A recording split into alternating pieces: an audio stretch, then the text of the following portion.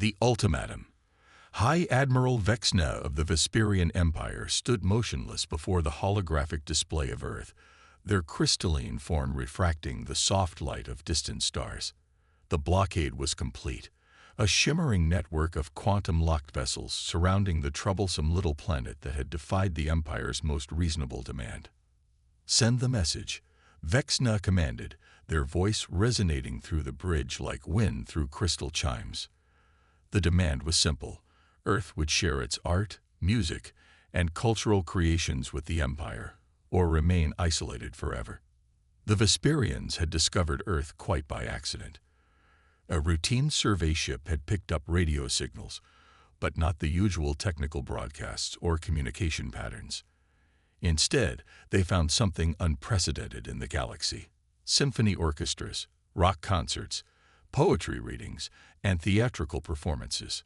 The Vesperians, despite their technological superiority, had never developed art. Their civilization was built on pure logic and efficiency, and they found themselves inexplicably drawn to human creativity. Sarah Chen, Earth's newly appointed Minister of Galactic Cultural Affairs, received the ultimatum in her Oslo office. The holographic message cast sharp shadows across her desk, filled with actual paper books, a quirk that had earned her both respect and confusion from her alien counterparts. "They still don't understand, do they?" She mused to her AI assistant, AI. "You can't force creativity. You can't demand art at gunpoint." "The Vesperians operate on pure logic," AI responded, its holographic form shimmering beside her desk. "Their inability to comprehend the spontaneous nature of human creativity is precisely why they're so fascinated by it." Sarah stood, walking to the window overlooking the fjord. The Vesperian ships were visible even in daylight, crystalline structures that looked more like abstract sculptures than battleships. The irony wasn't lost on her. "What they're doing is the equivalent of trying to understand a bird's song by putting it in a cage," she said. "They're going about this entirely wrong." In the weeks following the blockade's establishment, Earth's various governments have been surprisingly unified in their response. No panic, no military posturing, no desperate attempts to break through the barrier. Instead, something far more interesting was brewing. Deep beneath the Swiss Alps, in the expanded facilities of Ciarnan, Dr. Marcus Rodriguez was leading a team of quantum physicists in an ambitious project. They weren't trying to break through the blockade. They were planning to transform it. The Vesperian ships create their barrier using quantum-locked energy fields, Marcus explained to Sarah during an encrypted conference call. But they've made one crucial mistake. They're thinking in terms of physical barriers. They don't understand that humans don't need physical space to create. The first phase of Earth's response was already underway. Every radio telescope, satellite dish, and broadcasting station on the planet was being repurposed. Not for attack, not for defense, but for something the Vesperians had never anticipated. Sarah filed her recommendation to the United Earth Council that evening. The document was short, just 3 paragraphs. Its title read, Operation Overture: Converting the Blockade into the Galaxy's Largest Concert Hall. High Admiral Vexna would soon discover that when you try to contain human creativity, you don't get submission. You get an explosion of innovation that no quantum barrier can contain. As the sun set over Oslo, Sarah began drafting her first message to the Vesperian fleet. It would begin, "We accept your challenge to share our culture. In fact, we're about to share it in a way you never expected. Hope your sensors are ready for the greatest show in the galaxy." The unexpected response. The first notes of Beethoven's Ninth Symphony reached the Vesperian blockade at exactly 300 Universal Time. Not as sound. Space doesn't carry acoustic waves, but as the most powerful electromagnetic broadcast humanity had ever attempted. Every radio telescope on Earth, from Arecibo to the Chinese Fast Array, had been synchronized into a single planet-sized transmitter. High Admiral Vexna's crystalline form vibrated in response to the incoming signal. The Vesperian sensors, designed to detect everything from quantum fluctuations to dark matter emissions, were overwhelmed by the sheer complexity of the transmission. What are they doing? Vexna demanded, their crystalline structure flickering with patterns of confusion. They appear to be performing, Admiral, their science officer responded. But the scale is unprecedented. They've turned their entire planet into a broadcasting array. The symphony was just the beginning.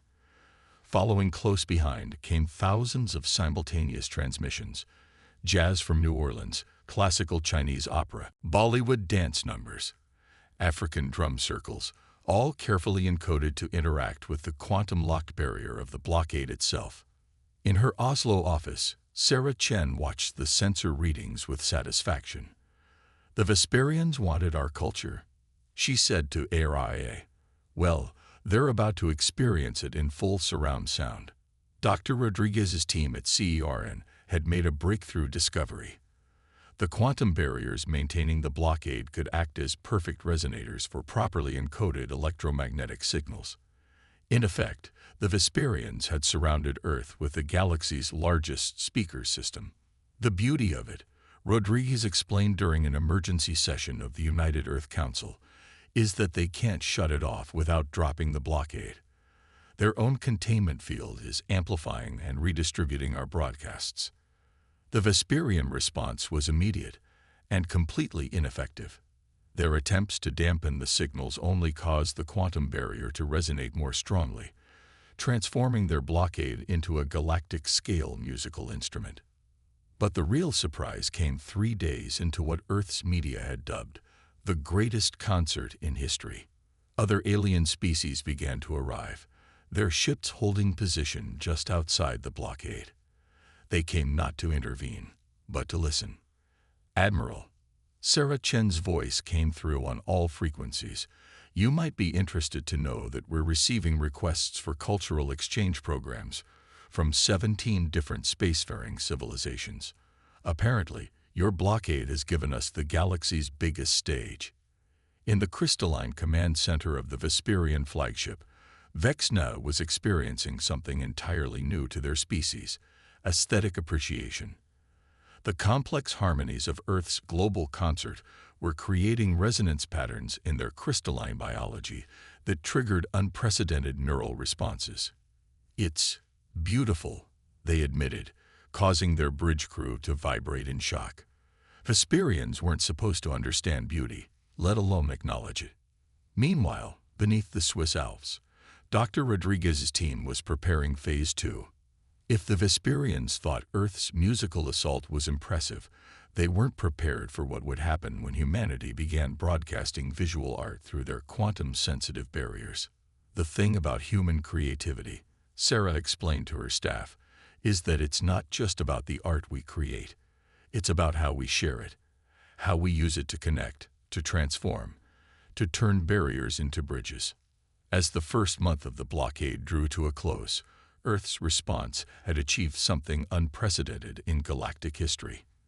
The Vesperian containment field, designed to isolate humanity, had instead become the galaxy's most powerful cultural transmitter. Ships from across the galaxy hovered at its edge, their crews mesmerized by the endless stream of human artistic expression.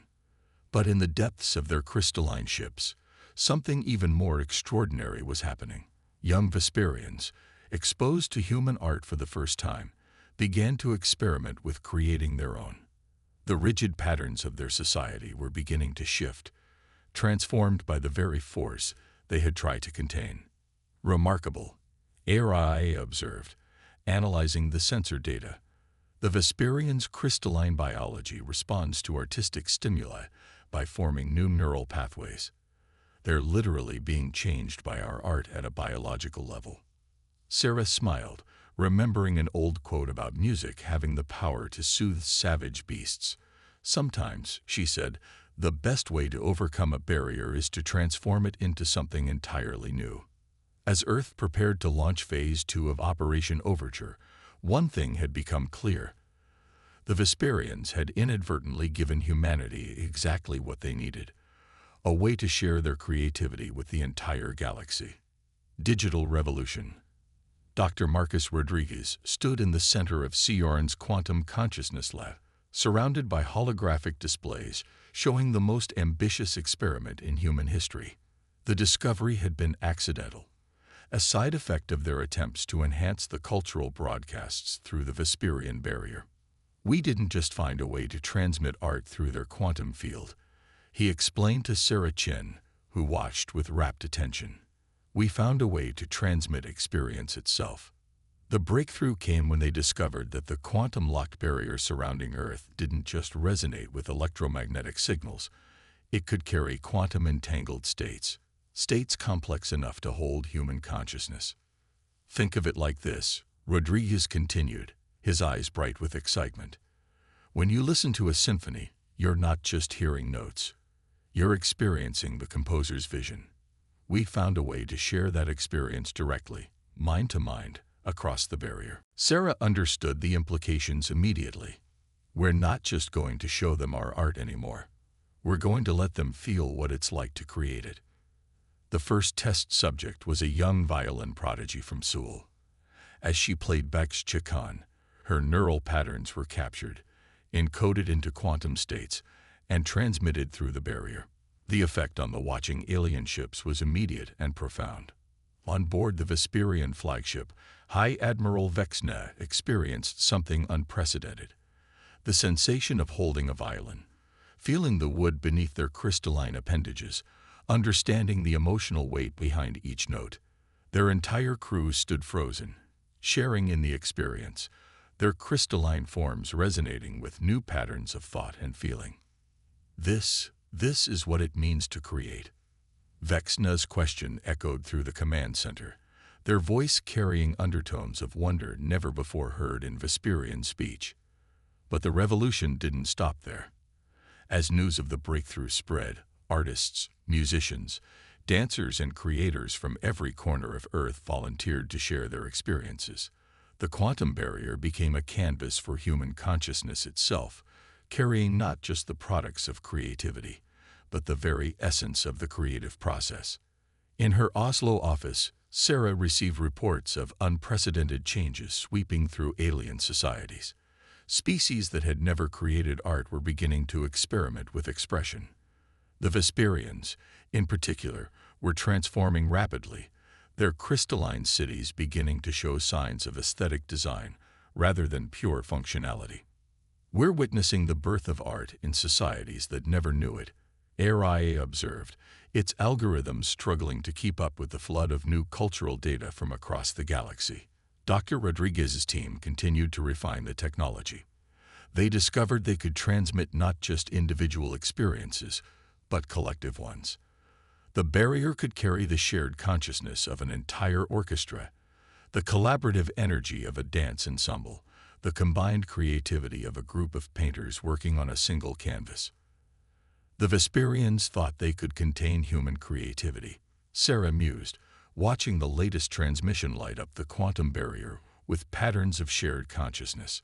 Instead, they gave us the tools to share it more deeply than we ever could before. But as with all revolutions, this one had unexpected consequences. The ability to share consciousness raised new questions about the nature of identity, creativity, and experience itself. Some alien species began to show signs of dramatic cultural evolution, while others retreated, overwhelmed by the intensity of human creative expression. In the depths of space, beyond the barrier, other changes were taking place. Ships from across the galaxy had begun positioning themselves in complex arrangements around Earth, their positions corresponding to the harmonics of human music and art. The blockade had become something else entirely, a living, growing gallery of interstellar cultural exchange. We need to be careful, Rodriguez warned during a late-night session with Sarah. We're not just sharing art anymore. We're sharing what it means to be human. The implications are, well, we're in uncharted territory. Sarah nodded, understanding both the opportunity and the responsibility they now faced. Maybe that's exactly what the galaxy needs, she replied. Not just our art, but our humanity itself. As Phase 3 of their response drew to a close, Earth had accomplished something far beyond breaking a blockade. They had initiated a cultural revolution that was spreading across the galaxy at the speed of quantum entanglement, carried by the very barrier meant to contain them. In their crystalline ships, the Vesperians began to create their first works of art, strange, beautiful things that combined their rigid geometry with newly discovered concepts of beauty and expression. The blockade had become a bridge, and through it flowed the most powerful force humans had ever wielded. The ability to share not just what they created, but how it felt to create it. The cultural exchange. The first signs of fracture within the Vesperian Empire appeared 3 months into the blockade. It began with a simple transmission. A young Vesperian artillery officer broadcasting their own attempt at musical composition back through the quantum barrier. The piece was strange, crystalline harmonies that shouldn't have existed in their rigidly logical society. High Admiral Vexner received the news with unprecedented emotion. "Play it," they commanded, their crystalline form vibrating with anticipation. The sound that filled their command center was unlike anything in known space, a perfect fusion of Vesperian resonance patterns and human musical structure. In her Oslo office, Sarah Chen listened to the alien composition with tears in her eyes. "It's happening," she whispered to Araya. "They're not just appreciating art anymore, they're creating it." But not everyone in the Vesperian Empire welcomed this change. The High Council, watching their perfectly ordered society begin to fracture along new lines of artistic expression, declared a state of emergency. Their demands were clear. The blockade must be strengthened. All cultural transmission must cease. "They're afraid," Dr. Rodriguez observed during an emergency meeting with Sarah. "They're seeing their whole society transform, and they can't control it. Art isn't just changing their culture, it's changing their biology. The new neural patterns their crystals are forming, they're evolving."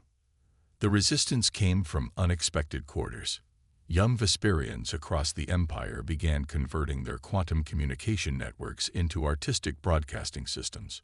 Crystal cities, once uniform in their geometric precision, started showing signs of aesthetic variation. Some Vesperian ships in the blockade began repositioning themselves to better receive Earth's transmissions, their crews more interested in cultural exchange than maintaining isolation. Sarah recognized the pattern from Earth's own history. Every artistic revolution faces pushback from those who fear change. She told the United Earth Council, "But you can't stop creativity once it takes root." The Vesperians are experiencing their own renaissance, and we need to support it. The support came in the form of a new initiative, Operation Harmony. Earth began tailoring its consciousness broadcasts specifically for Vesperian neural patterns, helping them bridge the gap between their logical nature and their emerging creativity. Human artists worked with Vesperian volunteers, teaching them how to transform their natural crystalline resonances into art. High Admiral Vexna, caught between duty and awakening, made an unprecedented decision. They transmitted their own experience back to Earth, the moment they first understood beauty while listening to Beethoven's Ninth. The transmission was raw, powerful, and deeply personal. "I am no longer merely an admiral," their message concluded. "I am becoming something else. We all are." The High Council's response was swift and severe. Ships loyal to the old order were dispatched to fortify the blockade. But they faced an unexpected challenge. The barrier itself had been transformed by months of artistic transmission. The quantum field now resonated with creativity, making it impossible to maintain purely military control. In the depths of space, other species watched with fascination as the mighty Vesperian Empire began to splinter, not through violence or rebellion, but through art. Some took sides, with younger, more adaptable civilizations supporting the creative revolution, while older, more conservative ones backed the High Council. Dr. Rodriguez's team made another breakthrough during this crucial period. They discovered that the quantum consciousness transmission could work both ways simultaneously. "We can create together," he explained to Sarah. "Not just humans teaching Vesperians, but true collaborative creation across species." The first interspecies symphony was performed a week later. Human musicians, their consciousness linked through the quantum barrier with Vesperian artists, created something entirely new. The music they made together spread across the galaxy, carrying with it a message more powerful than any diplomatic declaration. Creativity knows no borders. Sarah Chen, watching the performance from her office, understood that they had passed a point of no return. "We didn't just resist their blockade," she told ARI. "We've shown them a new way to exist. Their empire will never be the same." As the fourth month of the blockade drew to a close, the Vesperian Empire stood at a crossroads. The High Council's authority was crumbling in the face of widespread artistic awakening. More and more ships defected from the blockade, their crews more interested in creative expression than military discipline. High Admiral Vexna, now openly supporting the artistic revolution, sent a final message to the High Council. "You tasked us with containing human creativity, but you cannot contain what you do not understand. We have not failed in our mission. We have evolved beyond it." Symphony of Stars. The day the Vesperian High Council arrived at Earth, their flagship materialized like a crystalline cathedral against the backdrop of stars. But they hadn't come to reinforce the blockade. They had come to negotiate its end on terms no one had anticipated. Sarah Chen stood in the newly constructed Galactic Cultural Center in Geneva, watching as the council members entered. Their crystalline forms had changed, showing subtle variations in pattern and structure that would have been unthinkable months ago. Even their most staunch traditionalists couldn't deny the transformation sweeping through their species. "We have come to understand," the council leader announced, their form refracting light in complex, almost artistic patterns, "that what we sought to contain cannot be contained. What we sought to acquire cannot be taken. It must be shared, experienced, and most importantly, created anew." Dr. Rodriguez, standing beside Sarah, watched his quantum consciousness displays show unprecedented levels of harmonious interaction between human and Vesperian neural patterns. "They're not just accepting art," he whispered. "They're becoming part of it." The proposal the council brought forward was revolutionary. The blockade would be transformed into the galaxy's first cultural nexus, a permanent installation where species from across space could come to share, create, and experience art in all its forms. The quantum barrier, originally meant to isolate Earth, would become the foundation for the largest creative collaboration in known history. High Admiral Vexna, their crystalline form now permanently altered by exposure to human creativity, took the lead in explaining the technical aspects. The quantum field can be modified to serve as a universal translator of consciousness, allowing direct sharing of creative experiences across all known species. What began as a wall will become a bridge. The changes were already visible. The ships of the blockade had rearranged themselves into a vast, geometric pattern that pulsed with light and energy. The Vesperians' first large-scale art installation. Other alien species had begun contributing their own artistic elements, creating a living sculpture that spanned the space around Earth. Sarah's vision of turning the blockade into a concert hall had evolved into something far greater.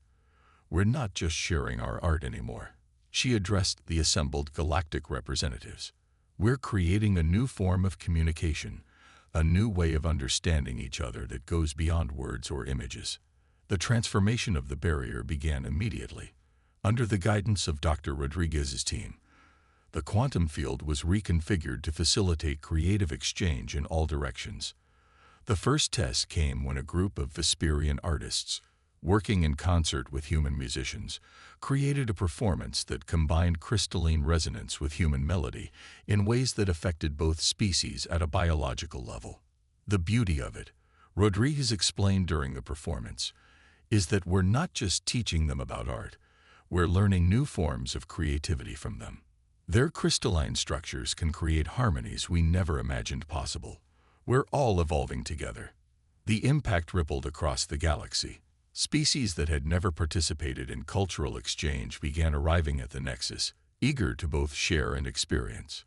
The Vesperians, once feared for their rigid conformity, became known as pioneers in crystalline arts, creating works that combined mathematical precision with emotional depth.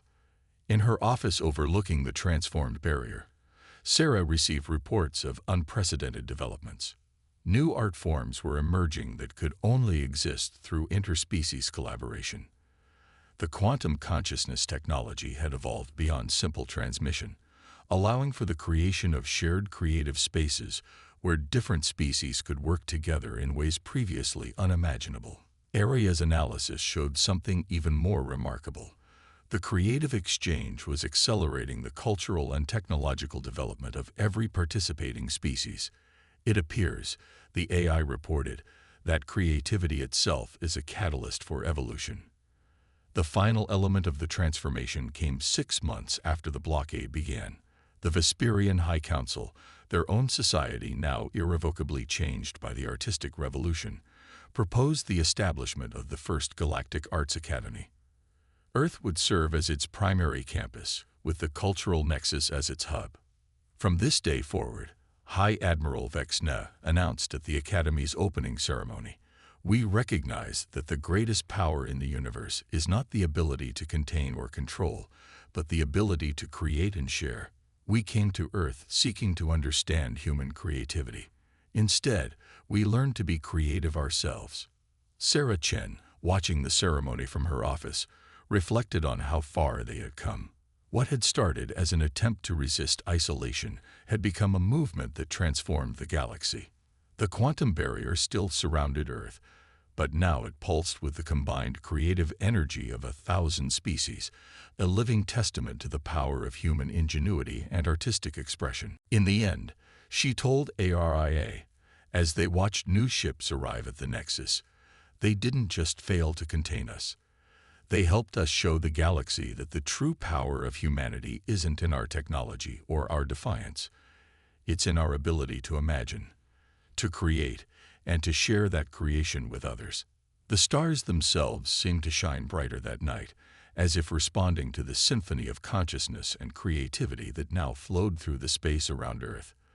The barrier that was meant to contain humanity had become instead the foundation of a new age of galactic civilization, one where art, consciousness, and connection transcended the boundaries between species and space itself.